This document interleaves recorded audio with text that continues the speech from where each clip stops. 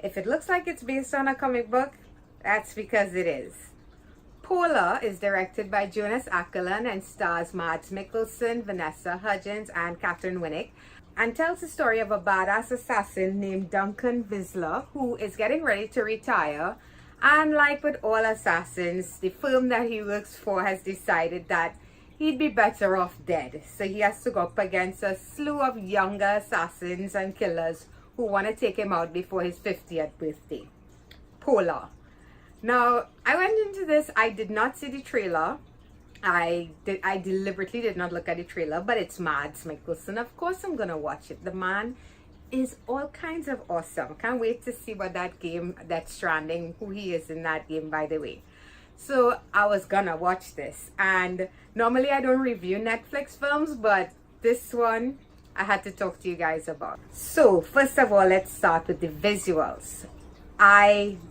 I didn't expect this movie to look as good as it did, because like I said, I went into this expecting it to be some kind of bleak, washed out, hitman retiring type of movie.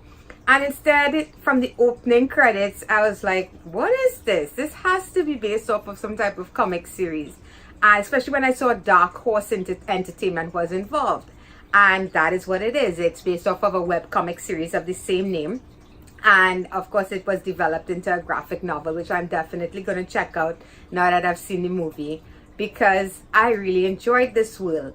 Everything about it feels a little bit off kilter. It doesn't feel like this stuff would happen in the real world, and that's fine and that's fun. So the visuals, the movie looks really crisp. The colors are bright where it needs to be bright. It's bleak where it needs to be bleak. I think they pulled that off pretty well.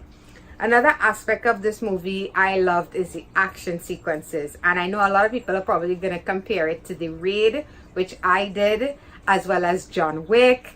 And there's a scene that feels like it's right out of Netflix's Daredevil.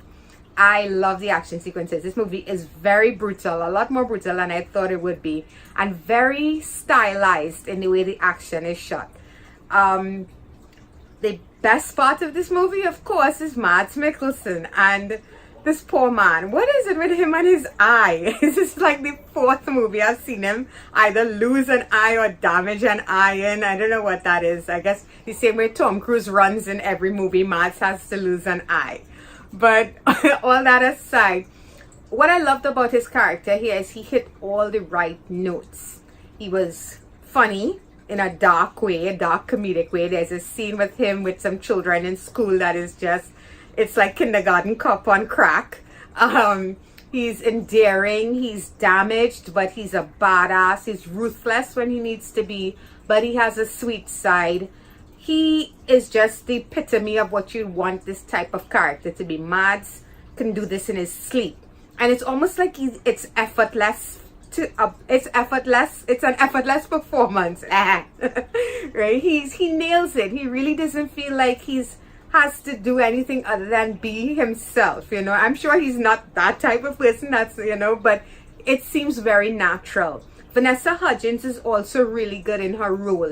As soon as her character is introduced, you get the feeling that she herself has her own damage, her own history, and it does play into the movie. I'll get into that and how I felt about that, but I thought she handled her character well.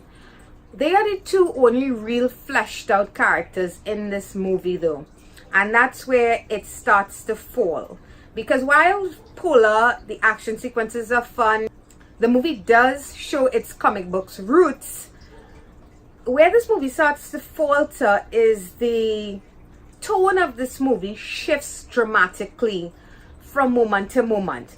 By that I mean the scenes with Mads, he's dealing with his own history. Of course, he's killed a lot of people in his lifetime, and he's not a psychopath.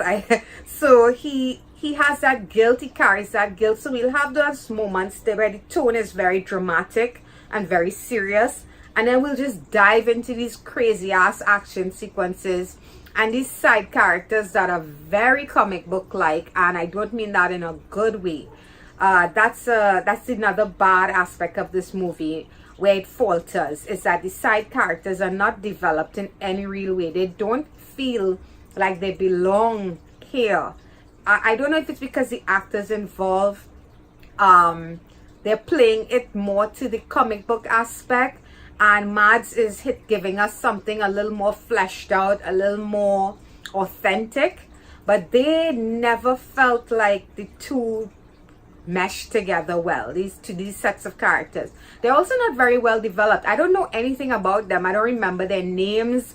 They were just there as cannon fodder as far as I'm concerned. They weren't even that badass. They never did anything that made me feel like the character of Duncan was in any real trouble from these people, you know. And then there's the main boss character, so to speak, and he's just a caricature. He's not a human being. He's a cartoon, and I never take him seriously as well. There's no, you know, he's supposed to be this scary ass boss of all bosses. I guess he has his own hitman company, so to speak of, but he's ridiculous, you know. So again, you never really feel any real sense of a confrontation between them would be epic, so to speak.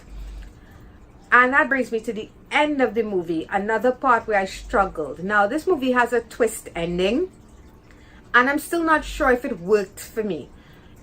I get that in the comic book this probably happened, and I can see where for some in that way, in that medium, it could work. But I guess I'm just so tired of twist endings that you kind of feel like something where it should have ended, this movie didn't end. Like, they tacked this on. I think they're trying to world build, and there's nothing wrong with it, honestly, what they're trying to do. It's just, maybe it's just me personally, the ending was so for me. It didn't work 100%. I just didn't feel like it was necessary. So with all that said, guys, I'm not gonna front. I really enjoyed this movie. I found it entertaining, flaws and all. It's not a perfect movie. It has some fantastic moments in it that action fans will salivate over. Mads Mikkelsen is a badass as per usual.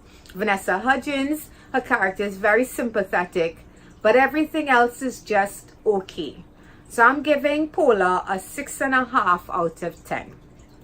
Do I recommend watching it? Absolutely. If you have a Netflix account, it's a fun movie. It's a fun way to pass the time. I was never bored with it. Even though the tone is off here and there, I never felt like it was so jarring that I couldn't keep going with this movie. So pacing issues aside, tonal issues aside, side characters aside, this movie has a lot going for it. So yes, I recommend checking it out. And that's going to be it for Polar, guys. So I hope you enjoyed this video. If you did, please feel free to hit that like button. It's appreciated. If you want to subscribe to my channel, you can click on my face right over there.